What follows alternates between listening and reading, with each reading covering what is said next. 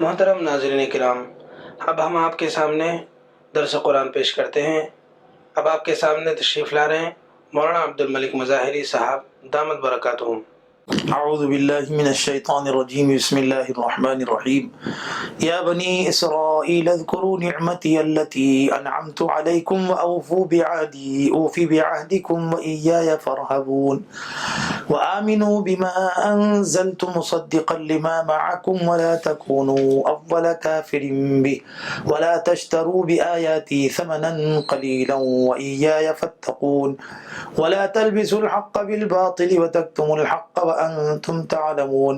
وأقيموا الصلاة وآتوا الزكاة واركعوا مع الراكعين أتأمرون الناس بالبر وتنسون أنفسكم وأنتم تتلون الكتاب أفلا تعقلون واستعينوا بالصبر والصلاة وإنها لكبيرة إلا على الخاشعين الذين يظنون أنهم ملاقو ربهم وأنهم إليه راجعون۔ صدق اللہ۔ یہاں سے سورہ بقرہ کا 5واں رکوع شروع ہو رہا ہے۔ جیسا کہ آپ کے سامنے بات بیان کی گئی کہ حضرت آدم علیہ السلام اور ان کی تخلیق کے بعد اور ان کو روئے زمین پر اتارنے کے بعد جس طرح کے حالات سے گزرتے ہوئے انسانیت آگے بڑھی ہے، اس میں حضرت ابراہیم علیہ السلام اور ان کی اولاد بھی اللہ تعالیٰ کی طرف سے امامت کے منصب پر فائز کی گئی، اور آگے چل کر حضرت یعقوب علیہ السلام جو حضرت ابراہیم علیہ السلام کے پوترے ہوتے ہیں، ان کا نام اسرائیل تھا، ان کی اولاد کو بنی اسرائیل کہا جاتا ہے۔ تو بنی اسرائیل کے نام سے اللہ تعالیٰ نے بہت بڑی قوم کو دنیا میں پروان چڑھایا، اور یہ پروان چڑھانے کے پیچھے مخصوص حالات تھے، جس میں اللہ تعالیٰ فرماتے ہیں دوسری جگہ پر کہ وَلَقَدْ فَضَّلْنَاهُمْ عَلَىٰ عِلْمٍ عَلَى الْعَالَمِينَ، کہ ہم نے بنی اسرائیل کو جو فضیلت دی تھی جانتے بوجھتے بھی فضیلت دی تھی، یعنی ان کے حالات کو دیکھتے ہوئے اور ان کی کمزوریوں کو دیکھتے ہوئے بھی ان کو دنیا جہاں کے لوگوں پر فضیلت دی تھی، کیونکہ یہ معاملہ حضرت ابراہیم علیہ السلام سے متعلق تھا کہ جب حضرت ابراہیم علیہ السلام کی قربانیوں کے متعلق اللہ تعالیٰ نے ان سے یہ فرمایا قال انی جاعلک للناس اماما، کہ اے ابراہیم علیہ السلام میں آپ کو پوری دنیا کا امام بنانا چاہتا ہوں، تو اس پر حضرت ابراہیم علیہ السلام نے دعا میں یہ ریکویسٹ کی قال ومن ذریتی، اے مولا میری اولاد میں سے بھی آپ یہ امامت کے منصب کو دیجئے۔ تو اللہ تعالیٰ نے اس میں فرما دیا تھا کہ تمہاری اولاد میں دو شکلیں ہوں گی، ماننے والے نہ ماننے والے۔ نہ ماننے والوں تک میری امامت نہیں دی جا سکتی، ہاں ماننے والوں کو تمہاری طرف سے جو ماننے والے ہوں گے ان کو امامت کا منصب دیا جائے گا۔ اب یہاں ان ماننے والوں کے سلسلے ہی کا تذکرہ تقریباً اس واسطے آ رہا ہے کہ قرآن مجید میں اللہ تعالیٰ نے پچھلوں کا تذکرہ کرنے کے جو مقاصد ہیں اس میں فرمایا گیا کہ پچھلوں کے تذکرے میں انبیاء علیہ السلام اور بالخصوص آخری نبی حضرت محمد رسول اللہ صلی اللہ علیہ وسلم اور آپ صلی اللہ علیہ وسلم کے ساتھ رہنے والے صحابہ کو تسلی دینا مقصد ہے۔ تسلی اس طرح پر ہوتی ہے کہ ان کے حالات اگر سنائے جائیں تو ان کے حالات سے اپنے حالات کو منطبق کر کر حضرات صحابہ یہ سوچیں کہ بھائی وہ لوگ بھی مصیبتوں سے گزرے ہیں، ہم کو بھی مصیبتوں سے گزرنا ہو رہا ہے، مگر ہماری مصیبتوں کے مقابلے میں ان کی مصیبتیں اور زیادہ تھیں۔ اگر یہ معلوم ہو جائے تو لامحالہ آدمی کو ایک تسلی ہوتی ہے، اسی تسلی کے بنیاد پر یہ واقعات سنایا گیا۔ یا اور ایک مقصد قرآن میں اس طرح کے واقعات سنائے جانے کا یہ ہو سکتا ہے کہ دیکھو اللہ تعالیٰ نے ان لوگوں کو منصب امامت سے نوازا تھا اور اللہ کی نعمتیں ان کو عطا فرمائی گئی تھیں، مگر ان لوگوں نے اللہ کی نعمتوں کی ناشکری کی اور کفران نعمت میں مبتلا ہو گئے، جس کی وجہ سے اللہ تعالیٰ نے ان پر مختلف قسم کے عذابات میں ڈال کر ان کو ہلاک کر دیا۔ اس واسطے اے امت محمدیہ، اگلا گرا ہے تو پچھلا ہوشیار ہو جائے، یعنی اگلے لوگوں کے حالات تمہارے سامنے آئے ہیں، تم سنبھل کر زندگی گزارو، چونکہ عقل مند لوگوں کے واسطے اشارہ بھی کافی ہوتا ہے۔ اس لیے اللہ تعالیٰ نے بنی اسرائیل کو تو نعمتوں کے ساتھ یاد دہانی کی، لیکن امت محمدیہ کی یاد دہانی کا جب وقت آیا تو بغیر کسی نعمت کے فاذکرونی اذکرکم کہہ کر یاد دہانی کر دی۔ گویا امت محمدیہ کو اللہ تعالیٰ نے عقل مند ہونے کا خطاب دیا ہے، عقل مند ہونے کا اعزاز بخشا ہے، اس واسطے فاذکرونی اذکرکم آگے بولا جا رہا ہے۔ لیکن جب بنی اسرائیل کا تذکرہ آیا تو پہلے نعمتوں کی یاد دہانی کی گئی، اس کے بعد ان کو آگے کی تفصیل سنائی گئی۔ اب آئیے آگے کی تفصیل یا بنی اسرائیل اذکروا سے شروع ہو کر تقریباً اس پارے کے آخری رکوع سے پہلے رکوع تک ختم ہوتی ہے، بلکہ پورا پارہ ختم تک بھی یہ تفصیلات چلتی رہتی ہیں، جس میں اللہ تعالیٰ نے بنی اسرائیل کے بارے میں تفصیلات بیان کی ہیں۔ اور بنی اسرائیل، سوال یہ ہوتا ہے کہ بنی اسرائیل کون لوگ ہیں؟ جیسا ابھی کہا گیا حضرت یعقوب علیہ السلام ہی کی اولاد میں سے ہیں، تو یہ بنی اسرائیل مدینہ میں آئے کیسا ہیں؟ کیونکہ مدینہ میں یہ مدینہ کی صورت ہے سورہ بقرہ، اور بنی اسرائیل کو اس میں خطاب کیا گیا ہے، تو بنی اسرائیل کے لوگ مدینہ کیسے آئے تھے؟ اس کی تفصیل کے تحت میں مفسرین نے لکھا ہے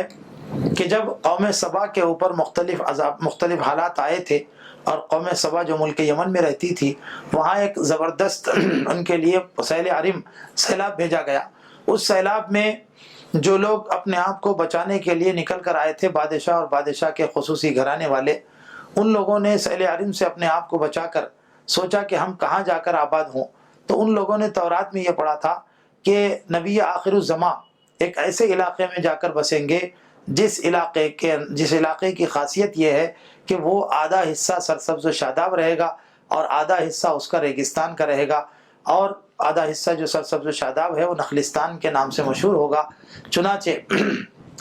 یمن سے نکلتے ہوئے وہ لوگ یمن کے علاقوں سے نکلتے ہوئے جس جگہ پہنچے ہیں اس کو یثرب کہا جاتا ہے، اور مدینہ منورہ کا پہلا نام یثرب ہے۔ اس یثرب کے علاقے کو جب آتے آتے انہوں نے دیکھا کہ آدھا حصہ اس کا بالکل سرسبز و شاداب ہے، نخلستان کا علاقہ ہے، اور آدھا علاقہ ریگستانی علاقہ ہے، تو سمجھ گئے کہ تورات میں جس جگہ کی بشارت دی گئی ہے وہی آخری نبی علیہ السلام کی قیام گاہ رہے گی، یہی ہم کو انتظار کرنا ہے۔ چنانچہ قوم تبع اور ان کے لوگ یہاں آ کر آباد ہو گئے، اور یہ قوم تبع بھی بنی اسرائیل ہی کے لوگوں میں سے ہے۔ گویا ان لوگوں نے حضرت نبی کریم صلی اللہ علیہ وسلم کے انتظار میں یہاں پڑاؤ ڈالا اور اس جگہ کو اپنا وطن بنا ڈالا۔ بعد میں اوس اور خزرج یہ انہی کی اور اوس اور خزرج کے لوگ بھی انہی کی قومیں سے کہلاتے ہیں، اور یہودی بھی الگ جو علاقوں میں آباد ہوئے وہ لوگ بھی انتظار میں رہے، قوم سبا کے لوگ بھی ادھر آ گئے اور یہودی بھی رہے۔ گویا کہ مدینہ منورہ مختلف علاقوں سے مختلف قبیلوں سے بس گیا، تو اس وقت میں اللہ تعالیٰ نے بنی اسرائیل کو مخاطب کر کے کہا، حالانکہ یہ بنی اسرائیل جن لوگوں کے بارے میں قرآن میں تفصیلات بیان کی گئی ہیں وہ زمانہ الگ ہے، اور رسول اللہ صلی اللہ علیہ وسلم کے زمانے کے بنی اسرائیل الگ ہیں، مگر حضور صلی اللہ علیہ وسلم کے زمانے کے بنی اسرائیل کو اس طرح سے خطاب کر کے ان کے آبا و اجداد کے بارے میں بتایا گیا، یہ بتانے کے لیے کہ دیکھو وہ بھی تمہارے ماں باپ تھے اور وہ تمہارے آبا و اجداد تھے، اور آبا و اجداد کے کارناموں پر اگر کوئی امت فخر کرتی ہے تو مطلب یہ ہے کہ اپنے آبا و اجداد کے بارے میں وہ لوگ راضی تھے کہ ہمارے آبا و اجداد جیسے بھی تھے ٹھیک تھے۔ لیکن اگر آبا و اجداد کے بارے میں امت رضامندی کا اظہار نہ کرے اور کہے کہ بھئی ہمارے باپ داداؤں سے غلطی ہوئی ہے تو اپنے آپ کو درست کرنے کی کوشش کرے، تو ایسی قوم اللہ تعالیٰ کے ہاں بہت پسندیدہ ہوتی ہے۔ مگر یہ حوصلہ بنی اسرائیل کی قوم میں نہیں تھا، بلکہ قرآن کے اترتے وقت میں بنی اسرائیل کا طریقہ کار وہی تھا کہ اپنے آبا و اجداد کے طریقوں پر نہ صرف ناز کرتے تھے بلکہ فخر کے طور پر مختلف انداز میں مختلف موقعوں پر فخریہ اشعار کہا کرتے تھے اور فخریہ جملے بیان کیا کرتے تھے، جس کی وجہ سے اللہ تعالیٰ نے بنی اسرائیل کو مخاطب کر کے پرانے آبا و اجداد کی کرتوتوں کو ان کے سامنے پیش کیا کہ تمہارے اوپر اللہ نے پہلے نعمتیں کیسے نازل کی، اور پھر تمہارے لوگوں نے نعمتوں کی ناشکری کیسے کی، اور پھر بنی اسرائیل کے اوپر جو حالات آئے فرعون کی قوم کی وجہ سے وہ کن وجوہات کی بنیاد پر تھے۔ اب یہاں سے لے کر یہ تفصیل آگے تک بیان کی جا رہی ہے۔ تھوڑا سا ترجمہ ہم اس کا غور کریں۔ یا بنی اسرائیل اذکروا نعمتی التی انعمت علیکم، کہ اے اسرائیل کے اولاد تم یاد کرو میری ان نعمتوں کو جو میں نے تم پر نعمت کی شکل میں کیے، اور تم میرے عہد کو پورا کرو تو میں بھی تمہارے عہد کو پورا کروں گا، اور تم مجھ ہی سے ڈرتے رہو۔ پھر اگلی آیت پہ فرمایا وَآمِنُوا بِمَا أَنزَلْتُ مُصَدِّقًا لِمَا مَعَكُمْ، اور ایمان لاؤ اس چیز پر جو میں نے تم پر نازل کی ہے، اس بات کی تصدیق کرنے کے لیے تمہاری جو چیز نازل کی ہے وہ تصدیق کرنے والی ہے تمہارے ساتھ والی چیز کو، یعنی تورات کی تصدیق کرنے والی ہے۔ وَلَا تَكُونُوا أَوَّلَ كَافِرٍ بھی، اور اے بنی اسرائیل کے لوگوں تم قرآن کے بارے میں سب سے پہلے انکار کرنے والے مت بن جاؤ، یا رسول اللہ صلی اللہ علیہ وسلم کے پہلے منکر مت بن جاؤ۔ ولا تشتروا بآیاتی، اور میری آیتوں کو، میری نشانیوں کو معمولی قیمت پر مت بیچو، اور مجھ سے ڈرتے رہو، اور حق کو باطل کے ساتھ ملانے کی کوشش مت کرو، حالانکہ تم حق بات کو جانتے ہو اور اچھی طرح سمجھتے ہو کہ حق بات تمہارے سامنے کس طرح سے آئی ہے، اور نمازوں کو قائم کرتے رہو، اور زکوٰۃ دیتے رہو، اور رکوع کرنے والوں کے ساتھ رکوع کرتے رہو۔ پھر ایک بات ان کی طرف یہ بھی بیان کی گئی کہ اے بنی اسرائیل کے لوگوں، کیا تم لوگوں کو تو بھلائی کا حکم دیتے ہو اور مگر اپنے آپ کو بھول جاتے ہو، حالانکہ تم کتاب کی تلاوت کرتے ہو۔ افلا تعقلون، کیا تم کو اس معاملے میں سمجھ بوجھ سے کام لینے کی ضرورت نہیں ہے، حالانکہ تم کو عقل سے نوازا گیا ہے۔ واستعینوا بالصبر والصلاۃ، اور تم اللہ سے مدد مانگتے رہو صبر اور نماز کے ذریعے سے، اور یاد رکھو کہ نماز بہت بڑی بھاری لگتی ہے، مگر جو خشوع والے ہیں ان پر بھاری نہیں لگتی۔ خشوع والے اللہ کی نظر میں وہ ہیں جو یہ گمان رکھتے ہیں کہ وہ اپنے رب سے ملاقات کرنے والے ہیں اور اپنے رب ہی کی طرف لوٹ کر آخر میں جانے والے ہیں۔ یہ پورے رکوع کا ترجمہ آپ کے سامنے کیا گیا، جس میں بنی اسرائیل کی حالات کی تفصیلی کا اظہار کرنے سے پہلے اللہ تعالیٰ نے اس رکوع میں بنی اسرائیل کے سلسلے میں خلاصے کا اظہار فرمایا، گویا کہ تفصیلی واقعہ بیان کرنے سے پہلے اس کا خلاصہ بیان کر دیا ہے، جس کو بطور تعارف کے اور بطور اہتمام کے کہا جاتا ہے کہ آنے والے بڑی چیز کی تفصیل کو خلاصے کے طور پر اس واسطے بیان کیا جاتا ہے تاکہ آنے والے واقعے کی اہمیت کو سمجھا جائے اور آنے والے واقعے پر آدمی توجہ دے۔ یہ مقصد سے بنی اسرائیل کے ابتدائی حالات کو بیان کر کے اور ان کے اندر کی کچھ اہم خرابیوں کو اس رکوع میں بیان کیا گیا ہے، تاکہ ایسی تمام خرابیوں کا سدباب یہ امت محمدیہ بھی اپنے اعتبار سے کر لے، اور اگلا گرہ ہے پچھلا ہوشیار ہو جائے کہ مصداق اپنے آپ کو قرآن کے آئینے میں دیکھ کر سنوارنے کا اہتمام کرے، اور اس قرآن کے ذریعے سے اپنی زندگی میں ایک بہترین قسم کا پیغام دوسری امتوں تک پہنچانے کا اہتمام کرے۔ سب سے پہلے اللہ تعالیٰ نے اپنی نعمت کو یاد کرنے کا حکم دیا ہے کہ میری نعمتوں کو یاد کرو۔ یہ نعمتوں کی یاد دہانی اس واسطے ہے کہ جو قوم اپنی حقیقت کھو دیتی ہے اور اپنے اندر ناشکری کا جذبہ پروان چڑھاتی ہے، تو ایسے لوگوں کو سدھارنے کے لیے پہلے نعمتیں یاد دلائی جاتی ہیں۔ لیکن جو قومیں اب حساس ہوتی ہیں اور جن قوموں کے اندر بات کو سمجھنے کا مزاج ہوتا ہے، ان لوگوں کو بغیر نعمتوں کی یاد دلائے بھی حق تعالیٰ کی طرف سے فی الفور آگاہ کر دیا جاتا ہے، اور وہ قومیں اتنے ہی جملے پر آگاہ بھی ہو جاتی ہیں۔ چنانچہ امت محمدیہ کو مخاطب کیا اللہ تعالیٰ نے تو بغیر نعمتوں کی یاد دہانی کے سورہ بقرہ میں دوسرے پارے کے دوسرے رکوع